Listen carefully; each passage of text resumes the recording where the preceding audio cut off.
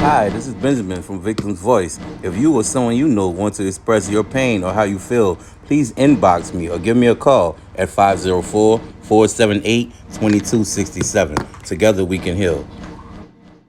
Just get started. I started Arins in place because of the experiences that I had, and it took me a little while before I kind of can get the organization started because I literally had to heal from all the things that had happened to me that I compounded. Like the backpack you got on your back, I just threw it in my backpack and just kept going.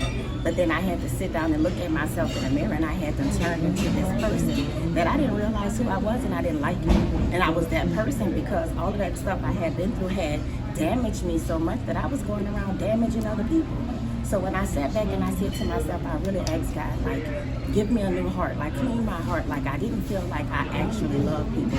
I loved what people could do for me, and I knew that that was wrong because I was letting people do things for me, for the love of money and what I could get, and to soothe my feelings, but not really caring for people. So that's why I encourage the love doesn't hurt, because you shouldn't hurt people.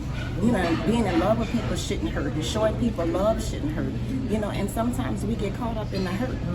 My hurt started when I was younger. I was molested by a family member.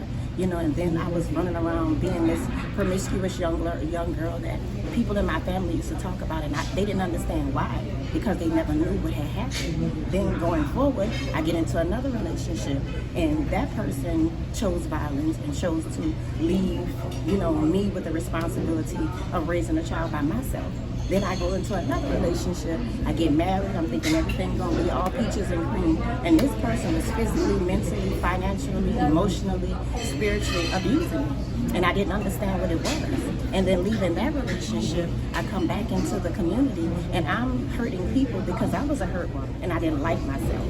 But I had to heal from that. And that's why I also promote mental health awareness, because it's not that I'm crazy. I'm not crazy. I've been through some things. Then when you've lived in a hood where it's trauma after trauma after trauma, shootings, killings, you're losing your loved ones, you're losing your classmates, your friends, people who you were just with yesterday, and that's gone. That's another compacted trauma.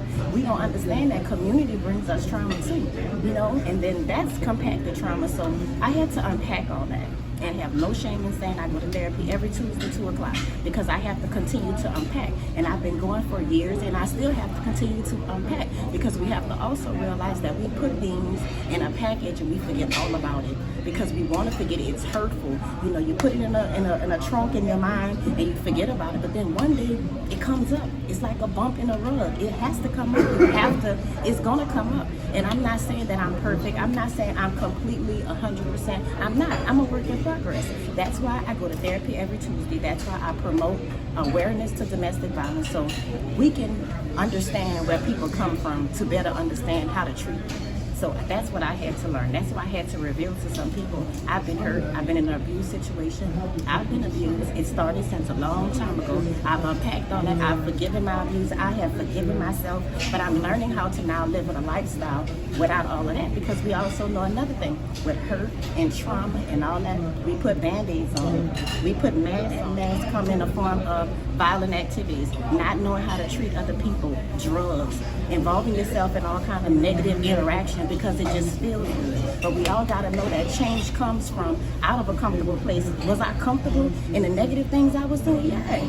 Money was coming, it was comfortable. People wasn't telling me I was wrong. But at some point in time, you gotta understand and have self-accountability and know that even though things flowing good, people liking it, it's wrong. And I gotta check myself, and I gotta clean myself up, and I gotta get myself together.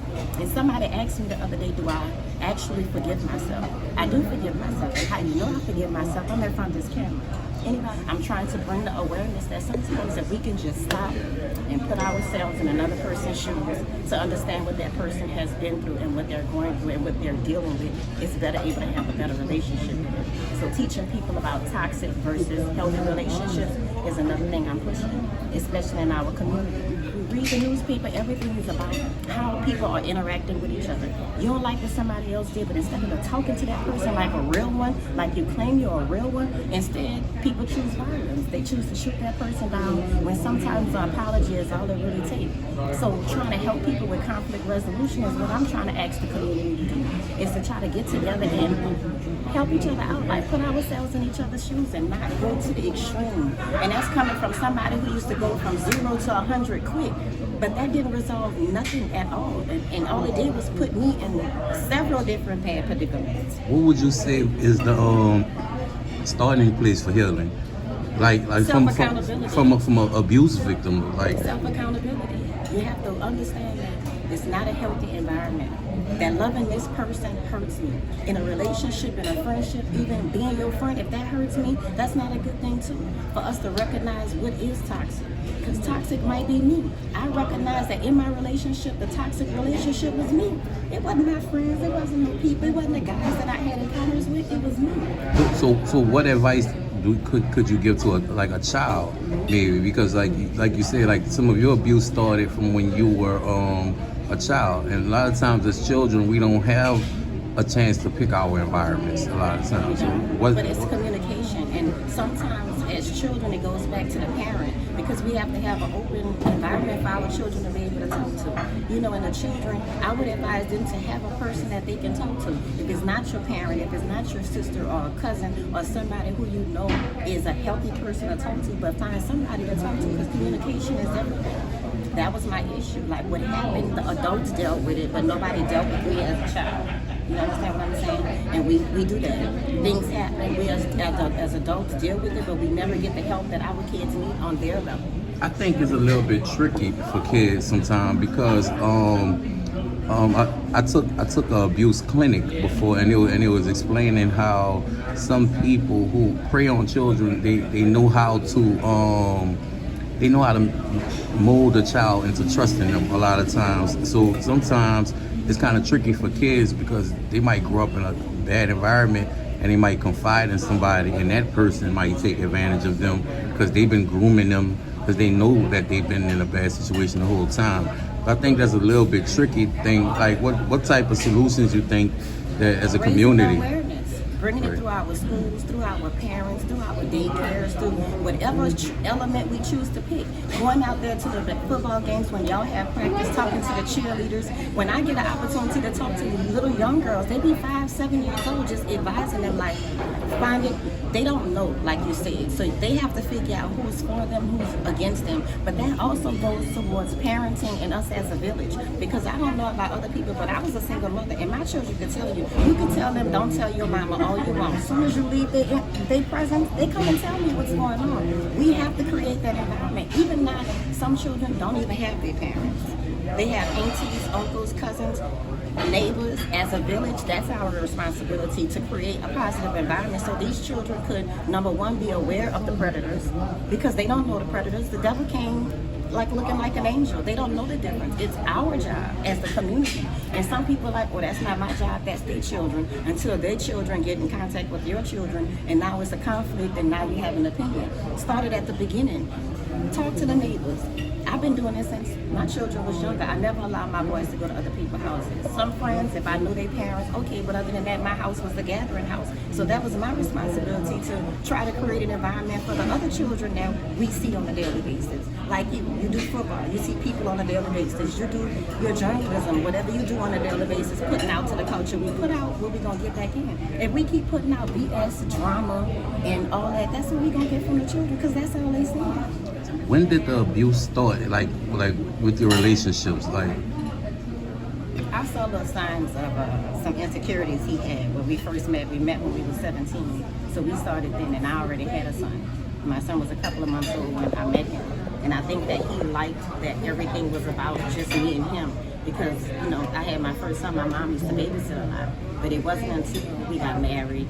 And again, the time was off for him, but then I got pregnant with my second son. So everything wasn't about him. Everything was not about us going to all the parties and the concerts and this, that, and the other. So I think it kind of started with a jealousy type of thing, you know. And then he had deeper issues that I knew about, but I ignored, you know. And then they say, when people try to advise you or tell you about a person, write that down in your mental notebook, you know, but I chose to ignore it. His mother abandoned him when he was younger. So of course he's going to have a hatred towards women. So it was like, every time we get into it and I say I'm leaving, that was a trigger for him. And it started out just a fuss. And the first time he ever put hands on me, it was drastic. It wasn't like, oh, he choked me up for the first time. He might have pushed me or something like that, but he drugged me face first on the carpet from like right here where we standing to like maybe across the room way over there. So when I came up, my forehead was frying like Popeye's chicken. I had no skin across my head right here. All of this was white. So how did you react to that? Being the first time, actually being physically abused by someone? Traumatized. I never even went to the hospital. I healed myself inside and out. Like, you know, I had to heal myself, but that was my husband, you know. So then you get the religious people that tell you that your vows are sacred, you know, sickness and health, and you don't just get a divorce, you just got to work with it. And I'm trying to go get him some help, but it's not working. And then, you know, I'm thinking maybe the baby will help, but that's not working. And it got really bad when I was pregnant. And when I delivered my son, he came out not breathing. He had the cord wrapped around his neck. He was purple in the shirt that I had on. And I noticed a whole team of people ran in and they were telling me that all of my other visits I had during my 9 months, like all that fighting made my baby, you know, constantly turn. And do you think that still made me realize, you know, it's time to go? No. So then this incident, I thought, you know, you would think it's time to go, and it wasn't. People be like, oh, I'm not putting up with that. I would have been done left. When you got other dynamics that's involved, it's kind of hard to leave. And then everybody don't have that self-esteem to just be like, you know what, I'm just about to pack my stuff and just go by myself. I wasn't there. I didn't have it. I wasn't as strong as I am now. I felt like I needed him and he needed me, and we just gonna work it out. So the fighting kept going, on and on and on. Years passed by. I prepared to go to jail one day. I pulled his own 9mm on him, clicked it, it didn't work. You think I left him? I didn't.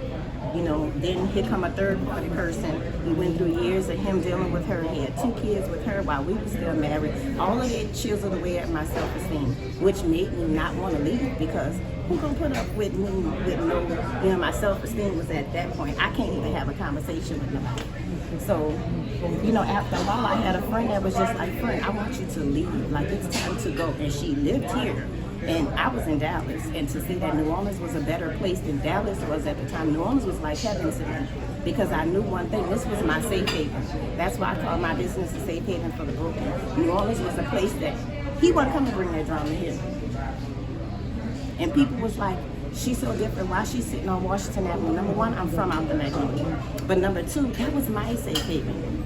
And all that time I had, when I left him and came back, and I told you I just blended in, and nobody never knew I had even went through this, you know, this abusive marriage. In my mind, I'm saying, I'm gonna see if he come on Washington Avenue looking for me. In my mind, the people around me still didn't know what was going on, but I felt safe. You see what I'm saying? So that's why people don't understand the culture of New Orleans, and it's hard to say, you know, about what goes on in our communities, because some people look at the hood as it's just the hood, but for some of us, myself, that was my safe haven. It was something I was really thinking about. Do you, with everything you've been through, right? Do you still have faith in love?